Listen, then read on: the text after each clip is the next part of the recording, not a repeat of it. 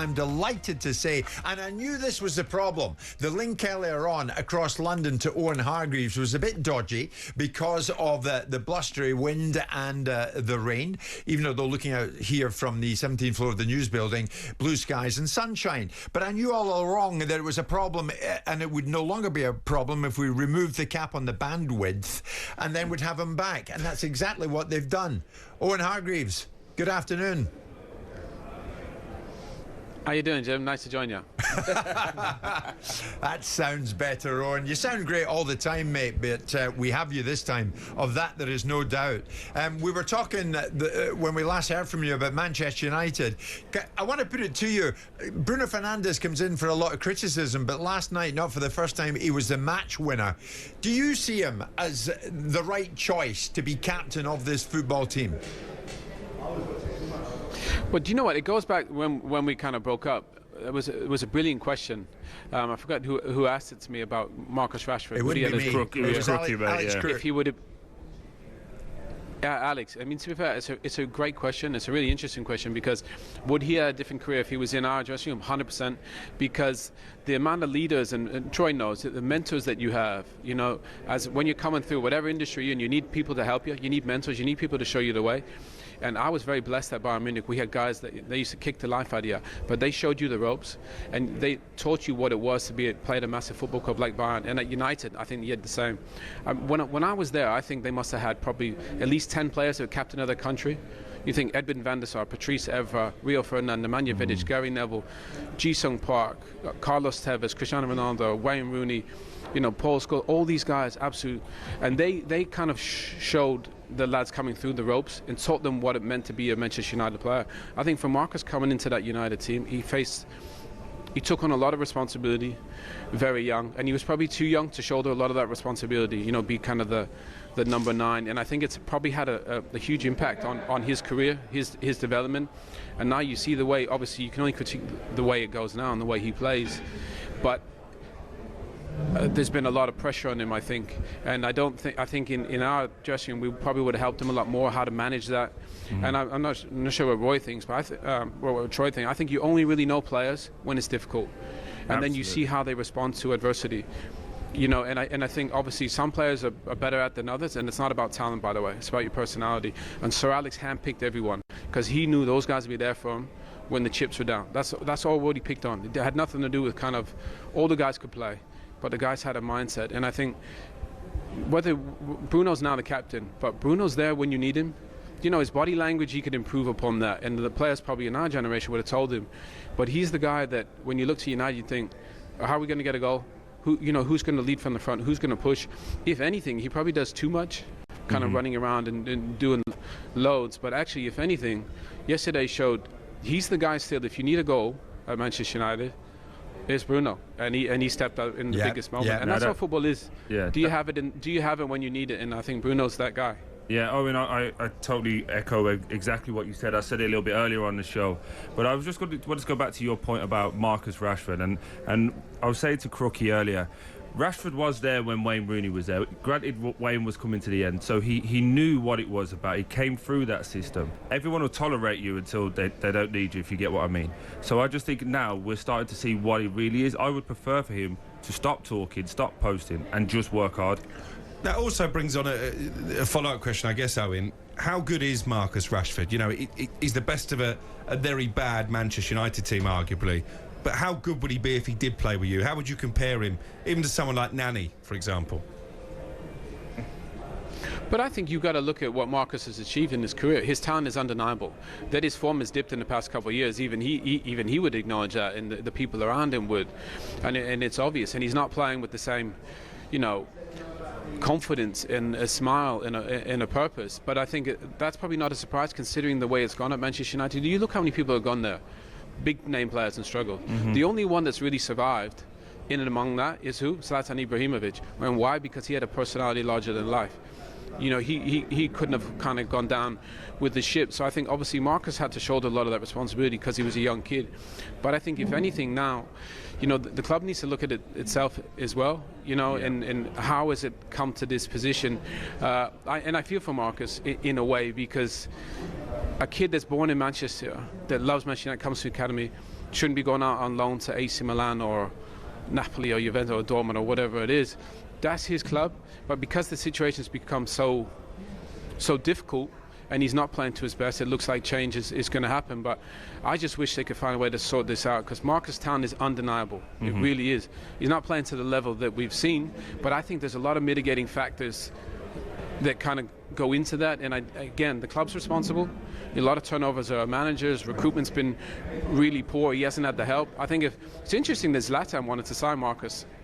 Yeah. For AC Milan. He's one of the directors there.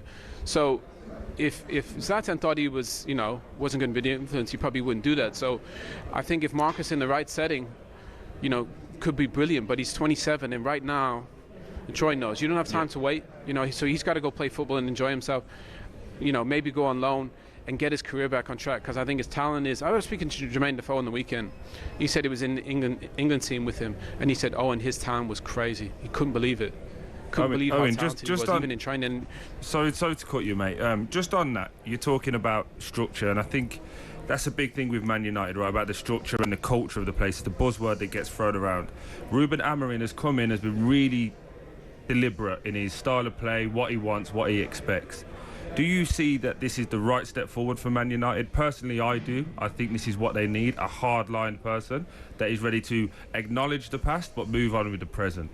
How do you find it?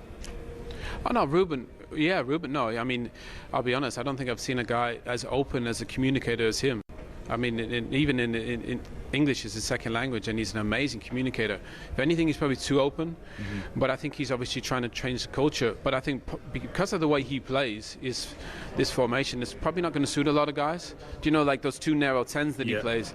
They're old school wingers at United. They were on the touchline, and they could look at their fullback and they could go attack him. But now, those players are probably more suited to be number 10s, like Ahmad and Bruno. So it probably makes it difficult for Marcus and Garnacho maybe in that constellation. But look, they need to change, Man United, and I think they've done that. Recruitment's going to be a huge thing. Goal scoring is still a massive issue for them. But I think Ruben's got to start. He's trying to make change while trying to win games. But can I jump in? We've seen with some of the biggest managers, it's tricky. Owen, Simon was saying on our show yesterday, maybe Ruben Amorim needs to have a little look at himself. Maybe he's too honest, too open. And of course, he had to backtrack on this is the worst Manchester United team in history. He had to U-turn on that and turn it on himself. And said, no, I was really talking about myself there, not really the team. Is he too honest, too open at times? I think he's probably a little bit too honest and too open, but I think he's doing that from a good place. He wants to be open, with the journalists, because he sees them all the time and say, look, these are the issues that we have. But actually, I'd say keep a lot of that stuff inside, in the dressing room. You can have a go at the players or say there's doubt or you're not sure about certain things, but there's a lot of words that he uses that I think he should maybe keep within the camp. But again, I think he's doing it from a good place where he's trying to communicate and be open. But I think what he said on the weekend, I think you got to keep that in-house. I think he's actually being too open, if anything. And the media, what it's like in the media landscape, and this, you can't give them any more than they already get. And I think United are giving him enough anyway. So sure. I think if anything, you'll probably see him be less open maybe in the next games. You mentioned Garnacho there and the fact that maybe he doesn't fit in as one of those number 10s. We know there's interest from Chelsea. How do you see that panning out? Do you see a future for Garnacho at Manchester United? And if they did get a bid of 60 to 70 million pounds, do you think they should cash in? No way, never. You know what I find crazy? You work so hard to scout these kids, come over from Atletico Madrid, comes into the academy, bursts through. The commitment and effort everybody puts in, and then he gets into the first team. He's a brilliant young kid. He scores goals, he makes things happen. Okay, he's not perfect, but nobody is. And then you're going to go sell him because of potential of this whole ridiculous rule, PSR, that pure profit. I mean, I find it mind-blowing that they would even consider it. But yeah, he might not suit kind of the way the manager plays, and they might need to financially. But again, the landscape could look different in 6 months or a year. You look where Harry Maguire was, a couple of years ago, and he's kind of fought back. So if anything, I'd say I hope he stays. But if he did leave, like Marcus, hopefully on loan, because the pitch, everybody knows football looks different in 6 months' time. So I think to lose him for 60 million, what are you going to get for 60 million nowadays in the market? You're not going to get a better player. That's a good point. So you might get one that fits the formation better, but I wouldn't. One more quick one from Troy. Sorry, mate. We were getting told to rush you off. We could talk with you all day. Just a real quick one on Man City, mate. I still think they're rebuilding and they've got to have a real good push towards the back end of the season. A few in this room, Crookie, don't think that that's going to be the case. What do you think?